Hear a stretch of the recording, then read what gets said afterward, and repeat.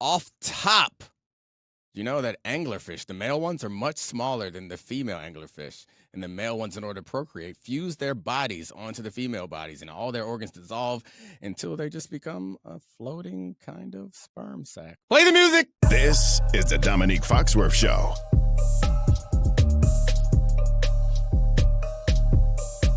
Welcome to the Domonique Foxworth Show. And we are joined by a hero who is very confused by my weird facts, the great, the wonderful, the joyous Monica McNutt. We talking basketball today. Welcome to the show, Monica. How do you feel about these underwater facts? You know, that's interesting. I do wish that the human race also understood the submissive nature of the anglerfish and the power of the woman, but you know, whatever. We do around here. You listen on Friday, you'll see that's how we feel. Anyway, Charlie Kravitz is here. Charlie, did you ever Google what I told you to Google from last week, Charlie? Monica, no. we're right now. I don't even talking remember about, what you told me to Google. I mean, not last week. Yesterday, I told you to find out about the flatworm. Get some flatworm info. I Googled that, and this is such a setup. We're going to talk about basketball. This is such a setup. Okay, never mind. Forget it then. Do you want me to say what you want me to say? No. Domonique wants me to say penis fencing. Oh. I don't want you to say penis fencing. You wanted to say penis fencing. No, I didn't. I tried to steamroll it. Okay, Monica, in order for you to not be confused, the flatworm, it's a sea creature. All of them are hermaphrodites, meaning they have both male and female genitalia. And the way they procreate is they fight each other in a fight called penis fencing. And they're two-pronged penises. One stabs the other and impregnates that one. The one that gets stabbed and impregnates then carries the babies. The other one goes on about his life looking for another penis fencing fight. We be educating on this. This is very Nat Geo. I appreciate it, though. We just need a little voiceover. I mean... they gave me a show and put my name on it. I'm going to talk about all the weird stuff that interests me, but we've wasted too much time. It's almost time. We're getting close to Christmas, and this is when I start paying attention to basketball. So I've been watching a few games, and I need my favorite basketball brain, Monica McNutt, to help me learn. Charlie, what you want to talk about? Wow. Let's play a game. A game called Real or Not Real. Okay. I'm going to ask you about some emerging NBA phenomena. You tell me real or not real. And let's start with the top of the Western Conference. Right now, if you look at the standings, it's not the Lakers. It's not even the Nuggets right now. They're in third. It's the Thunder and the T-Wolves. Real or not real, the Thunder and T-Wolves are threats to win the West. Okay, so let me just say this. I'm super flattered by being one of your favorite basketball brains, Foxy. Some of my favorite basketball brains are calling for wait and see with the T-Wolves. I disagree. I think the T-Wolves are real. And let me tell you why. I think Anthony Edwards' emergent as a star has been a long time coming. But when I talk to folks in that organization, the Knicks just played the T-Wolves 2 weeks ago. What's his face? Karl Anthony Towns has completely accepted, adapted, embraced, dare I say, the Robin to Batman role when it comes to Anthony Edwards. Rudy Gobert has never been anything but a stout defender, and he continues to be that now. They got the kid Jalen McDaniels, who also is the caliber of defender that should be all defensive team. Now, the question mark, I will admit, because I personally don't know much about him, is Chris Finch down the stretch. But to me, when you got a relatively young core, youngish, and Edwards being the youngest probably out of the guys that play major minutes. Karl Anthony Towns been in the league for a minute. Rudy Gobert obviously is a veteran in the league. Jalen McDaniels is in that younger tier. But when you've got a core that understands exactly what their role is on a team and it can grow together, to me, I get it. What do you want to weigh? You want to weigh a young team growing and getting better or an old team figuring it out and being able to turn back the hands of time? Like, I'm going with the T-Wolves. Yeah, I like the T-Wolves, and they, if I remember correctly, Charlie, they gave the Nuggets their toughest series. Not that the Nuggets had difficulty with anybody last year, but they gave the Nuggets their toughest series. But the remaining question for me is, have they figured out the Rudy Gobert playoff issue? Or I guess maybe the other way to look at it is I'm putting too much stock in it, but it's been an ongoing thing. It's the reason why I didn't like the Rudy Gobert trade was as much as Rudy Gobert has all this value to your defense, we've seen year in and year out, and maybe it was a Utah problem, but it feels like a perpetual problem with Rudy Gobert being played off the floor. As Karl Anthony Towns, not great in the playoffs because he just is not great in the playoffs, but it's not a structural issue. And Rudy Gobert, to me, unless they figured out some way to protect him, or he's developed some perimeter defensive skills or shooting ability to keep him on the floor, it still comes down to, is he going to get played off of the floor in the playoffs? So please, somebody clear this up. So one, obviously playoffs are about matchups, right? Like I don't know that I'm as concerned about Rudy Gobert being played off the floor because of the pieces that are around him now, right? I think in Utah, you had a little bit of, you couldn't go but so small. So you had to have Rudy Gobert on the floor. But when I look at, and I don't have their stats in front of me, Naz Reid is working on getting his jump shot together. But Jalen McDaniels is a solid NBA pro. Like he's 6'6", 6'7" on the wing. Anthony Edwards, I think they list him at 6'5", but you know that athleticism is undeniable. Cat is a legit 7-footer. Like they're going to have the length at other positions. Yes, when they go Twin Towers, it's a force to be reckoned with. But I watched when the Knicks were in town. Rudy Gobert was off the floor.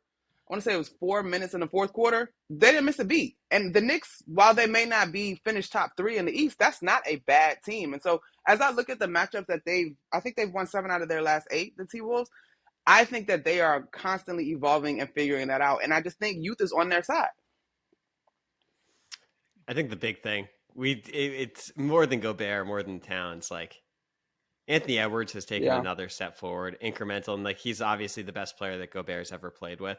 And the thing that I think we overthink, I do not think the Timberwolves are going to win the West. Real hot take there. And I think the reason that they're a much better team is like we're seeing a guy in his 4th year who's gotten incrementally better every single year, and physically he can score at all 3 levels, and there's not a single matchup in the league where he's not going to be able to get to his spots. And that makes things so much easier for everything else to fall in line. Like they have a true number 1.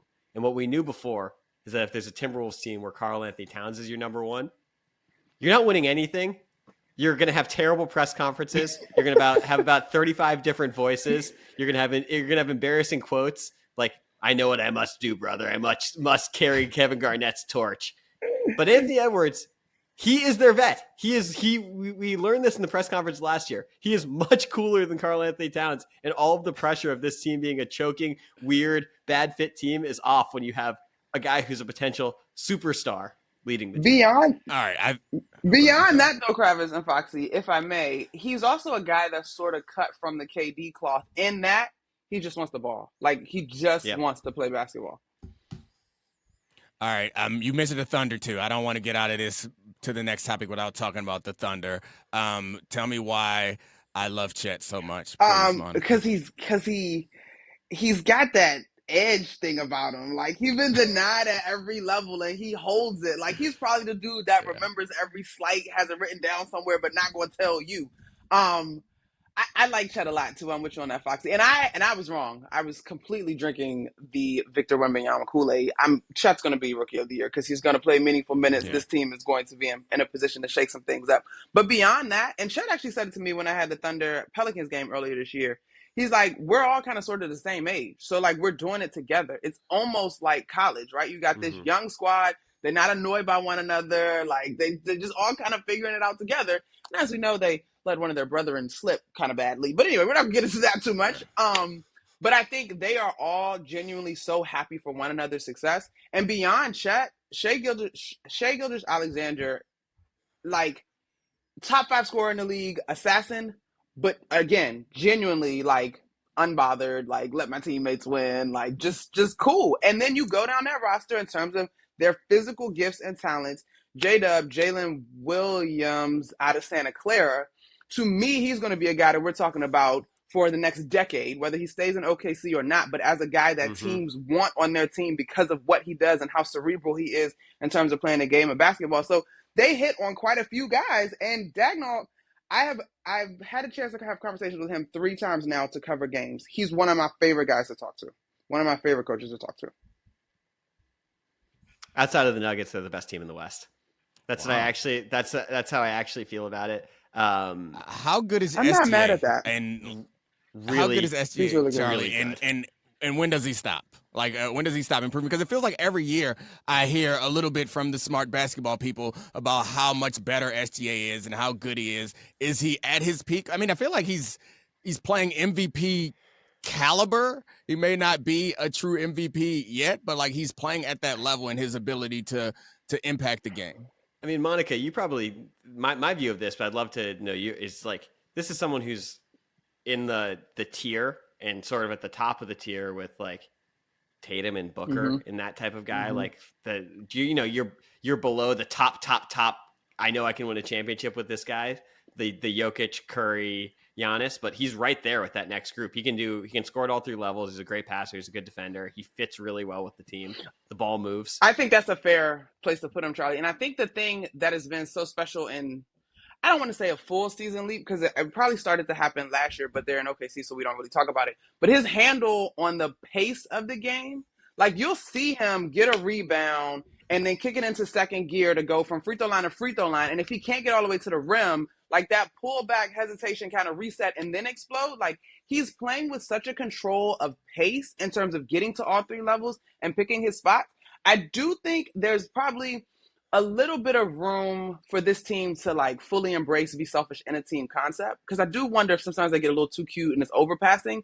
But when the overpassing is working, like you're watching the basketball fly around and it's so much fun. They know one another so well. All right, Charlie, I want to get to a bunch more teams. I feel like we could do a ton more on these two teams, but I want to get to everything else. What else you got? All right. Tyrese Maxey superstar breakout.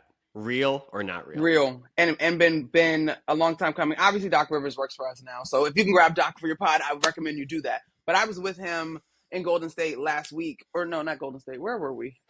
Phoenix the other day. And he still talks to Tyrese, like, regularly, right? Like, and even last year as Tyrese's coach, you could tell while Tyrese was out. I think I had 2 Sixers games while Tyrese was out. And Doc was very candid that Tyrese is in his ear, almost bugging him, like looking at plays, watching film. Like, he is a true student of the game. I think last year he hit a little bit of a lull. And there was a great story in local papers in Philly about his parents just kind of reassuring him that you were built for this. But he's another guy that plays with such presence of mind. He plays with such joy. The system for him in terms of playing off of Joel Embiid, we've seen it to another level this year. Last year, we saw them tinker with him at the point guard spot, and obviously that roster was constructed more for James Harden to be that star.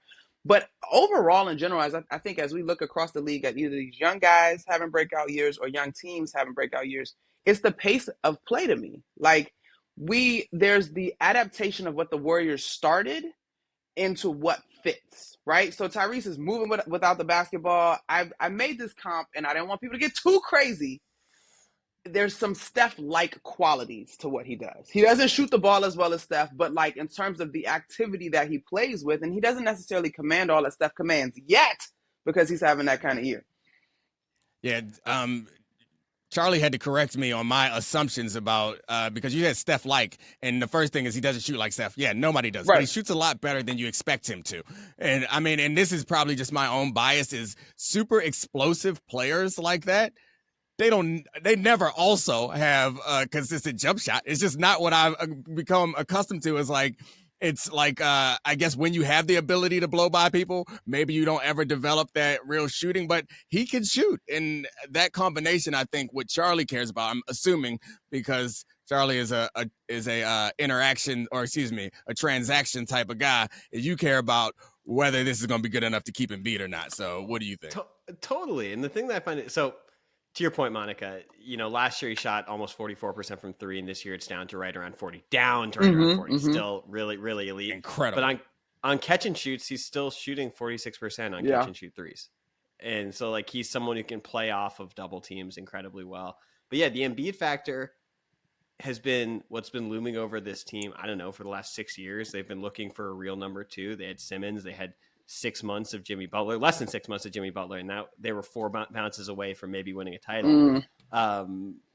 They brought in Harden and they brought in Maxey, and this seems like the first one that's going to really fit. And I wonder, does this materially change how you view Embiid's relationship with the 76ers and just the 76ers in general? Because I think coming into this year, we thought they might take a step back, but it does not seem that way. Here's my thing on all the Embiid, like, is he going to stay? Like, where's his better option? Like, tell me where he's in a better position. I'm legitimately asking, not even to be snarky, but I can't come up with it. I legit can't come up with it. I mean, I think you need to, as the Knicks radio personality, I think you need to figure out a way to come up with it. I mean, I think you better figure out how you can make Julius Randle look as good as Tyrese Maxey or something. I don't know. I hear where you're coming from, but just as an objective appreciator of basketball, yeah, I feel you. I can't come up with it. And then to me, y'all still waiting to be seen. And I think this guy has been dealt. I can't say short end of the stick because he got paid, but I do think that Tobias Harris has been completely underutilized in terms of his skill set, right? Like, and everybody's like, oh, he got paid and he's not producing. Well, he was oftentimes asked to be basically a amoeba for that team, wherever the gap is behind your two stars and then your emerging star and Maxey. So what does it look like as this team gets into January in terms of his productivity consistently?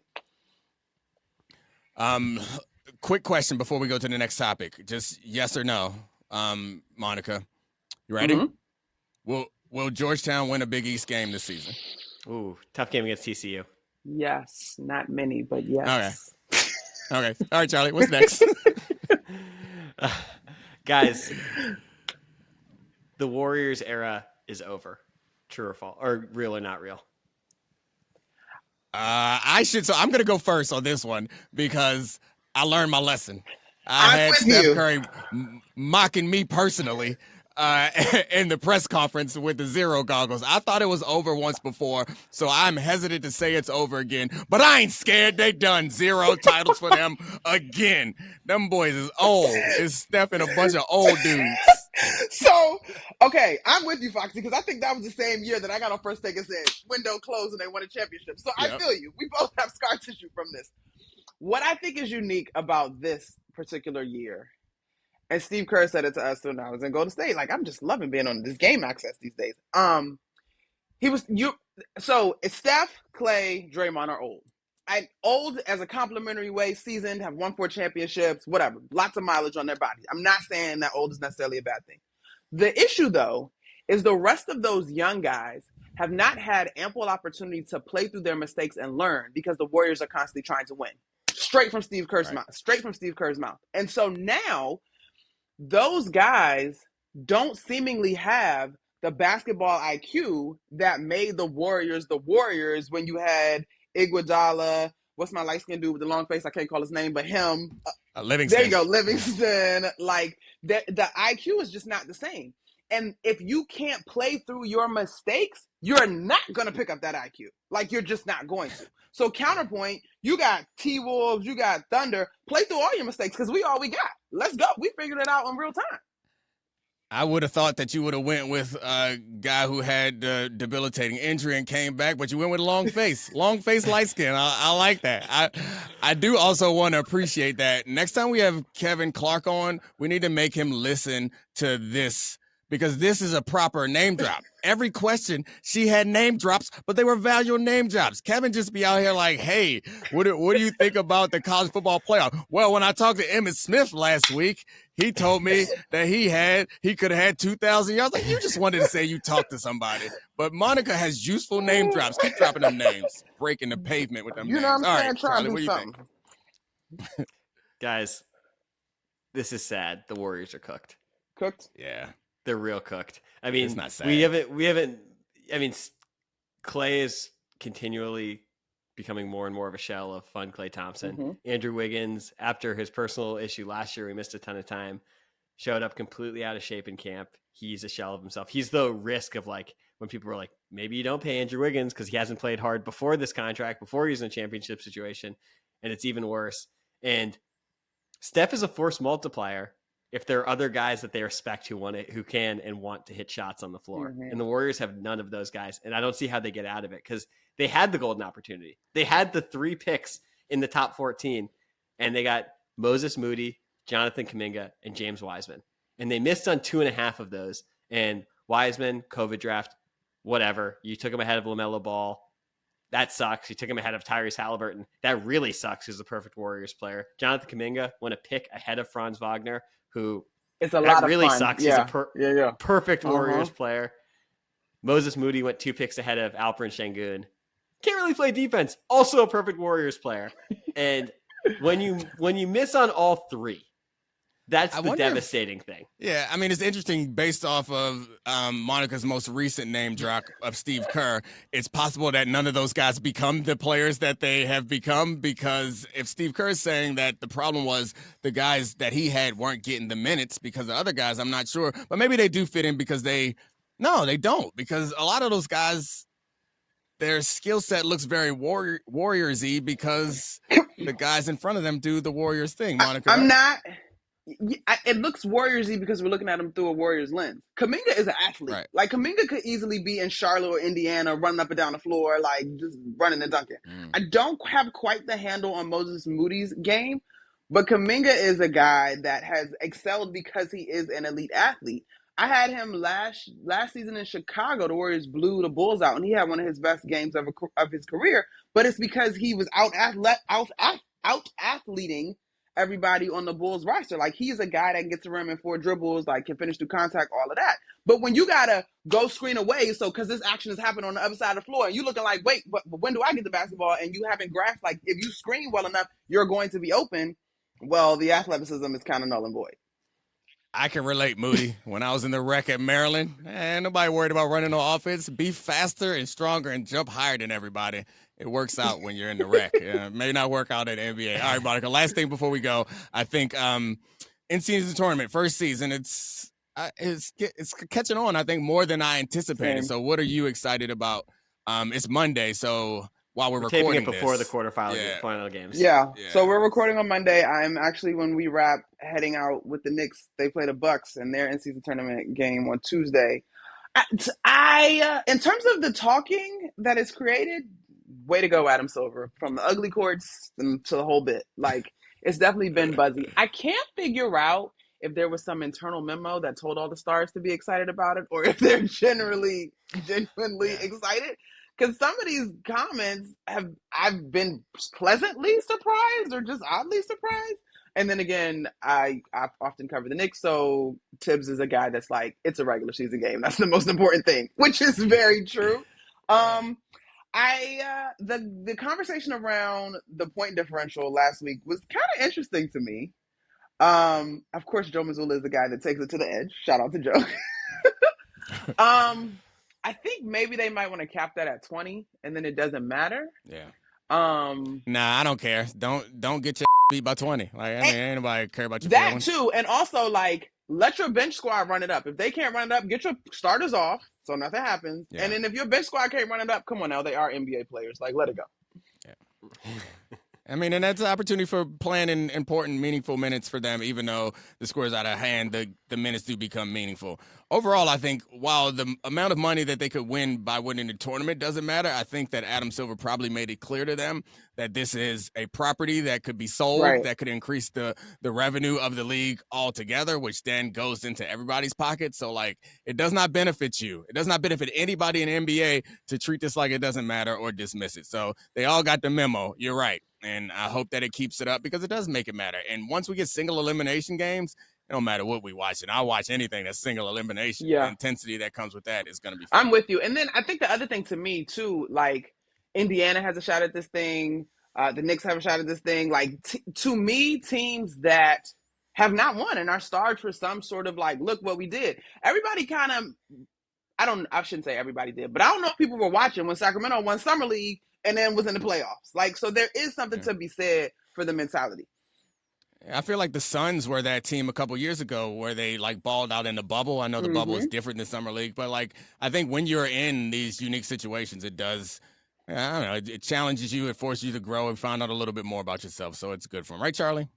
Yeah, I mean, the thing, I look at it from the fans' perspective. The more people that get to realize how good Tyrese Halliburton is, the better. Bro, are they ever good? They cannot win if they don't play zero defense, y'all. Like, we talk about real or not. Like, the offense is real. It's a ton of fun. I think Tyrese is great. I'm excited for Obi Toppin. But, like, y'all have to stop somebody at some point. Nah, they just come to play Jordan Poole, Charlie's favorite player, and his favorite team, the Washington. Shout out to the Wizards. Pool of Hearts. Yeah. It's special Pool times. and Coos and Pool. I love them guys, man. They're so funny. And Charlie actually wants this team to be good. It's great. I mean, I don't think he believes they're gonna be good, but I feel like you give. No, I feel like I want them to be bad this year. Okay, I was no. I think that the point I'm making is you're a Washington football team Commanders fan, but you don't actually care about them. They've beaten the love out of you. Oh, yeah. I feel like They beat there's the some dog out hope of me. left. There's some hope left for you in these Wizards. So the Wizards being this bad hurts a little to you, I think. Am I wrong?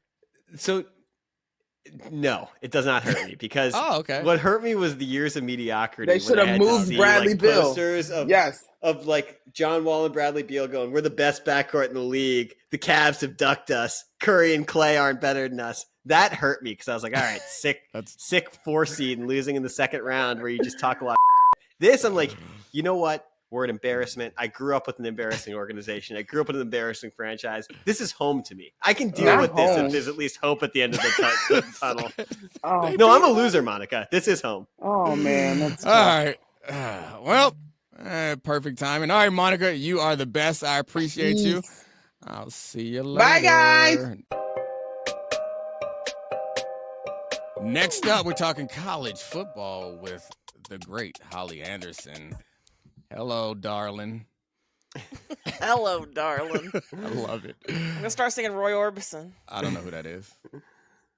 Fair enough. Fair enough. I appreciate that all of you guys on the Shutdown Fullcast giving me some entertainment with my my college football. Not that college football needs any more entertainment, but right now we are in the most entertaining part, I would say, of the college football season, but it feels like college football in the last 20 years has never been more entertaining than what happened after the championship games. I feel as though we are getting not like cosmic revenge, but we're kind of getting ours back for the universe for complaining all season that it's just been chalk. And, there's been lots of drama. There's been lots of great games, but mostly, the winners have been winning and the losers have been falling off. And then along come these bunch of dudes in the Dallas Marriott who are just like, bing, you want to bet? Bing. What? Here go all your expectations out the window. What? So I know what I've latched onto as like my position. And like, I don't really care who wins the national championship. However, for the sake of argument, I have latched onto Florida State. You cannot tell them that there was something else that they should have done better. So like with the other teams Playing a real conference. No, I mean, the conference had a winning record against the SEC, and they beat LSU, which LSU wasn't the top of the top, but it's still LSU. So you can look at Florida State's resume and win a Power 5 conference. Did it. Have the best strength of record. They have the third best strength of record. Done it. Don't lose any games. Did that. Win your conference championship.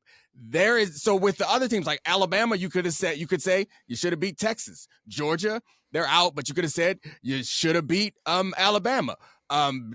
Who's the other team that got in? Ohio State was Texas. in there for a minute. No. Washington. Yeah, Oregon. Texas. You're like, you should have beat Oklahoma. All those teams, like, I feel like you can point to the team and say you should have done something different. Florida State, the argument for them is, well, you should have had stronger leg bones. I don't know. Good So argument. Holly, what is there anything in this that you've latched onto? Because although I didn't go to Florida State and I don't really care, I'm really loving yelling at people about why Florida State deserves to be in it. I'm deeply resentful, first of all, at being made to feel sorry for Florida State, but that's where we're at. Like, this is grim. As an alum of the program who beat Florida State in the first BCS national championship, I guess I'm maybe used to feeling bad for them, but they've been so fun to watch this year. And I mean, pick an outrage. There's ones on every side. You can say, well, the Boo Corrigan got up there and said of Liberty getting a New Year's Six bid, they just kept winning. That's a direct quote. They just kept winning. Okay. They just kept winning with the 133rd strongest schedule in the country. And oh god, so now they got to play Oregon. Have fun. Like that's mean to Oregon. And did you see what Florida State's quarterback posted on Twitter? It broke my heart. Yeah. Do you want me to Talking read about it? how he wished he had gotten his leg broken earlier. And like he is no matter what else you think about this process has made this kid and they're still kids to me because I'm old. Yeah. Made this kid feel as though this is his fault. And I'm not a conspiracy theorist, but can I drop something kind of grim on you? Dominique, heat check me here. You've been there. Okay. Picture a future. Power 2 conferences. It's pretty easy to say, to predict, the future is unknowable, but next few years down the line, does it feel pretty safe to say that we will see teams like Georgia and Alabama or Ohio State and Michigan competing at the end of the year in conference championship games that have playoff implications on the line? Absolutely. Are we not, especially with rivalry week at the end of the season, are we not now incentivizing teams to create season-ending injuries for high-profile players on the other team? And this doesn't even have to be the team thing. This can be a booster thing, sidling up some fifth-year senior who's never going to see the team and say, hey, man, you want to be a hero? This can be some unit taking it upon themselves. And I don't feel like this is that out of bounds because this is a sport run by terrible people. All the crowing that we're doing about player safety. I would like to champion this also because, if we're talking about people as responding to incentives, that's a fair thing to point out. If you incentivize them based on this, it seems reasonable. It's not something that I think. And fact of the matter is, the horse collar tackle is outlawed because it's so dangerous. As you're right, this is a dark, grim place. And you are a fun person, and I would like to have a fun podcast, so I'm surprised by this. I don't like going However, here, but that's immediately where my brain went. You're right. If they are to accept the idea that valuable players being out of the equation matters, then it's hard to argue that there isn't some incentive to do it. Whether guys will follow through, I guess there's always some incentive to hurt the opponent's best players. So maybe we argue that maybe this does not increase the incentives anymore. But it's unfortunate, but it's true. And if you don't want to be that dramatic, look at what else it's doing. It's disincentivizing truthful injury reports, which has gambling implications, of course. Like, should Florida State have been less forthcoming about this? Should they have said he's day-to-day? Should they have said he's out 3 to 6 weeks? I love this. And they come in with a backup quarterback, and they still win, and they are being punished for that. I love the idea of him having a snapped leg and then being like, day-to-day. You never know. Listen, there are coaches who could pull that. There are coaches in the playoff who could pull that off with a totally straight face, and one of them is not taller than me. And don't tell me he couldn't do it. I think Connor Stallions is up for hire. He will do Nancy Kerrigan anything for Michigan. He'll do whatever it takes. Connor Stallions obviously committed to the process. He was at the Big Ten championship. Did you see? Was he? Sitting with Portnoy. Oh, it's going that way. Gosh, yeah, that's that was a matter of time. Him and before it started to go in that direction. That's a rest stop. Anyway, Charlie, is there something in this? So, of the two arguments that we're making, is there something that we're missing that we need to hop on as far? And I guess we should get to projecting what we think is going to happen. Actually, talk about the games and talk about the teams. But I want to live in this as long as I can. I would like to milk all of this drama. These teams are great. These games are great. I want a Michigan-Washington title game. Like, I haven't wanted anything in this postseason in several years. But look, this isn't hating. There are Bama teams that are a lot of fun to watch. This isn't one of them. I don't want to watch this team again. Yeah, I do want them though. I appreciate it. Brian, one of our producers, went to Michigan and loves that team, and he tried to argue that Michigan wasn't scared when Alabama got named. That their response in the moment was not, we got to deal with them, when it's clearly they wanted Florida State. They don't want no trouble with Alabama. I'm just trying to boil this down to the most basic level. Why do we put these 4 teams in this pot? Because we're going to try and figure out which one of these 4 teams is better. 2 of them already played each other. What are we doing? And To be Alabama, fair, listen, Ohio State I and did this Michigan when it made it was, last year. yeah. I mean, and Georgia Yeah, is probably I didn't like that either. Georgia is probably. I mean, they just lost to Alabama, but I feel like the defending national champion that hasn't lost anything. Like their argument of are they? If you're saying that you put in the best 4 teams, it's hard to believe that Georgia's not one of the best 4 teams to me. But it's also hard to say that they don't deserve it because they only lost 1 game, and it was to a team that you have now decided is number 4. And had they lost to their one loss was week 1, we'd feel differently about this team, which also is like the time. I don't know. I imagine that it just feels so arbitrary and subjective and unfair and ridiculous. It makes me yearn for the BCS back in the day when at least at the beginning of the season, you knew what metrics you were going to be measured by. Okay. And you know what the crazy thing is? We've been saying this all season on the show, which is unlike us. There is a Twitter account out there that will track what the BCS would have done in a given year. And up until now, like the BCS has been moving in lockstep with the committee, which is very, very funny. But we've said this more than once on our show this year. The committee has made the correct choice every time up until now. They have made the correct, like whether we like them or They've not. also undercut their legitimacy by having the rankings the way that they've had the rankings all season. And then the last week, the one that matters the most, they're like, you know what?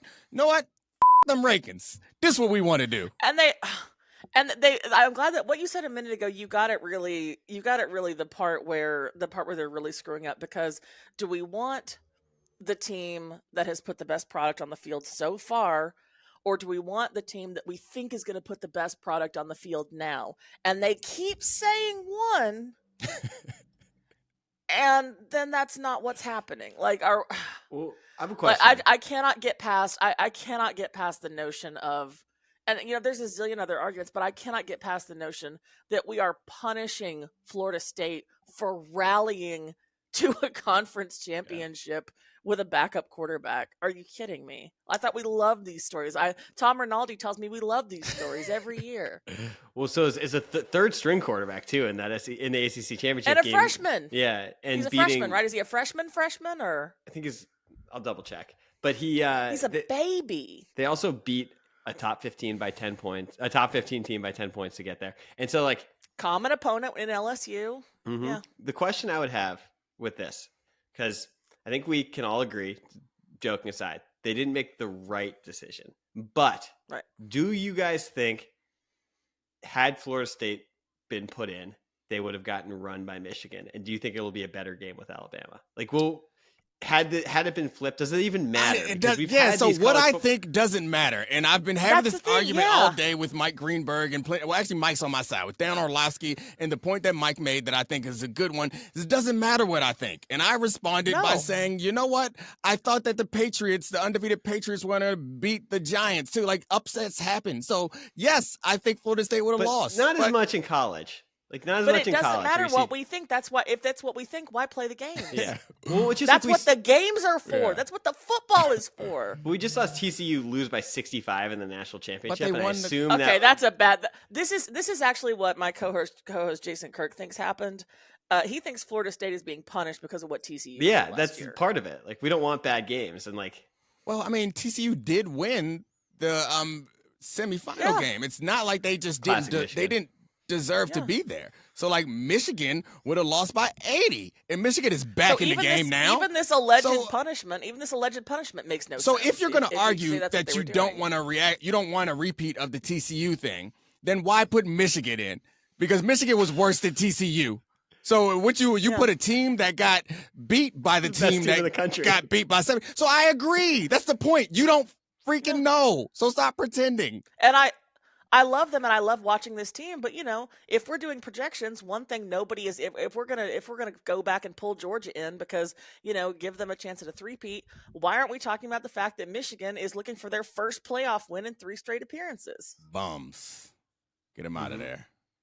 Well, so I guess this will lead to the follow-up. And by the way, Florida State, it's not like this is some little sister of the poor team. This is I know. Look what we've turned Florida State into. This is insane. Terrible Look place. What you're making us do. When I used to play yelling, there, I'm sorry. We would try to get the nicest hotel in Tallahassee. Always had roaches. Anyway. But also, like, Everyone in Tallahassee smokes. I'm convinced of this. Like, they start smoking in Tallahassee at like 8. That's amazing. the only thing I remember about going down there for games. They deserve it. All right, Charlie, you when want to I was spin a it? kid, is that everyone smokes. You want I to spin do, it but- forward? Oh, sorry, you got I something do. else? Also, I just wanted to say it's worth noting. This probably won't be a talking point moving forward, but it might look even sillier next year when we see Keon Coleman and Jared Verse like playing really well as rookies in the NFL, and we're like, those are the guys who were left out of the playoff, because it's not a no talent team either. It's like NFL guys are going to be impact guys. And look at their immediately. defense. Yeah. We're completely discounting their defense. Yeah. Their defense would have kept any game close, I presume. All right. Yeah, Well- especially if JJ's not healthy in time for Michigan. He had a meniscal repair, I think, immediately after the Big Ten championship game, and he's got some rest, and God help him, he needs it. Bless his heart. But I would, you talk about, I think Michigan would have run Florida State off the field. I'm not sure what maybe a totally not healthy JJ would have made of that Florida State defense. Yeah. Which brings me to that. Do you guys, Michigan has been really good all year. This is sort of their year. Who knows how long Harbaugh is going to be there? Who knows how, if they'll be as talented or more talented than the rest of their conference moving forward as the Big Ten expands. Going into the playoff, do you guys think Michigan's clearly the best team? Is this their chance where a playoff that has not been the most deserving teams, but what the committee thinks is the 4 best teams they're going to have to go through? Am I insane if I tell you I think it's Washington? No. Which again has face planted in the playoffs before, but I'm holding space in my heart for like surprise Washington explosion. I watch the big college football games, so I think that my opinion doesn't really matter. Like, I don't watch it as closely as I watch the NFL games, but I always revert to SEC. Like, I just revert, and that's just my reflex to say, like, no, Michigan's not the best because they didn't come out of SEC. I'm sure I'm wrong, and I know Charlie watches a lot more of this than I do, and obviously Holly does too, but I don't have a ton. I've watched 2-3 Michigan games this season, and they struggled with my Terps. They struggled against Ohio State. Like, at no point did I feel like they were just a dominant team. So, like, it feels like a lot like the NFL kind of feels this year. Where we got a lot of good teams. Nobody's great. So the idea that Michigan is going to, like, be clearly better than Alabama, I find that hard to believe. Yeah. And again, I'm not in the prediction game. We got out of the prediction game a long time ago. Washington is just the team I want to see keep playing the most. Yeah. Like, that's the team I want to watch the most football for. So I think this is a really interesting playoff from what when I'm watching, when I think about these teams, because I think they all have like different reasons for why they would win. Like, if Bama wins, this is going to be another recoronation of Nick Saban. Like, what a Nick Saban team. But like, it's going to be all about coaching. It's going to be all about like turning around the season of a quarterback who had been benched. If Michigan wins, I think it's going to be because they were the most talented team from top to bottom and sort of showed it over the course of the season. If Washington wins, it'll be the first sort of Pac-12 team, offense-only team, 6th-year quarterback, someone who's literally a man against boys, just lighting up the scoreboard. They were 9.5-point dogs in their conference championship and ended up in this. So this would be shocking. And if Texas wins, I think it's going to be the sort of, I don't know, like an earthquake to college football. If Texas wins, we all got to go to ground for like a month to Texas hide from is the back. narratives. I'm going into a bug out shelter. Gosh. What is the most likely game to be a blowout? Like, what's the combination of the 4 teams that are remaining in the championship or the semifinal game? What is the combination of teams that could land us in a situation where we're looking at something close to what happened to TCU last year? Like, I feel like Alabama's out, no matter what. Just their experience, their coaching. They're not built for it. Yeah, even though they're not as talented as they used to be, they're not going to get stomped in that way. I mean, I guess it has to be Washington, right? Like, Washington is the team that's going to get. It feels like this is where surprise Washington explosion comes into play. Maybe against a JJ who's not fully healthy. Right. Yeah, that because Washington put up those numbers, and if the Michigan is not responding in kind, it could get out of hand. But Washington also could have faced. So defensively this season, who is the best defense that Washington has put up good numbers against? I mean, I'm sorry to put you guys on the spot. Pac-12 is good. God, it's probably gonna be Arizona or some. They beat Utah 35-28. That's it. Yeah, and Utah every year. Yeah, it's a good defense now. I feel like every year at like the end of October, we're like, man, I love this Utah team, and we like forget that we love them until the end of October again the next year. It's great. All right, predictions on this. If we're gonna go through them, who do we actually not think is hear gonna win? Holly say she? I know, but I have to predictions? ask. Okay. My mom's gonna get letters. I will get my prediction, and I would choose the prediction for Holly also. She can. She can. I'll make a prediction. Okay, I'll make a cool. prediction. All right, my prediction is Alabama. I gotta trust my SEC bias. I didn't even play in SEC. I'm not from none of them slave states, but I know that they always win championships. I mean, I grew up in Baltimore. Maryland's a slave state too, so I'm with you guys. You know what? Since this is a pure guess, why not shoot for the team that I want, Washington? Let's go, dogs. Husky, our friend of the show, Mina Kimes, will appreciate that. She's not gonna believe it, but she'll appreciate it. She went to Yale. She didn't get to adopt them. She's adopted them. I mean, Yale's not gonna be competitive. I'm sorry, Mina. I didn't. No, she gets to adopt them. You don't get to adopt a good team. You can adopt Washington. You can adopt Washington. It's good every now and then. You don't get to come in and adopt Georgia. I'm going to pick Michigan. You're going Michigan. Yeah, I know you are. Yeah. Obviously. All right. I also think other storyline prediction. I do think it's funniest if Michigan wins. Like, that is by far the funniest outcome. I would like that. With their coach on the sidelines for half the season, and then he leaves in the offseason to go OC the Ravens. I can't wait to see their whole coaching staff crying like somebody died if they win a national championship. It's going to be great. I love that guy. Yeah, no, you don't. You wouldn't play for him. Did you see what he said about Bet? Mm-mm. Oh my God, I'm so glad I got to be the one to tell you this. They asked him about, some very smart reporter asked him with a camera running about, hey, all your players have been tweeting Bet, Jim. What's that about? And he's like, well, my players came up with this, first of all. And then he's like, you'll have to look up what it means. But I like to think it means bringing everyone together. And he acronymed it on the spot. Oh, God. That's a pro. What a coach. That's a football coach. He's got such a coach brain. That is the most coach who has ever walked this earth.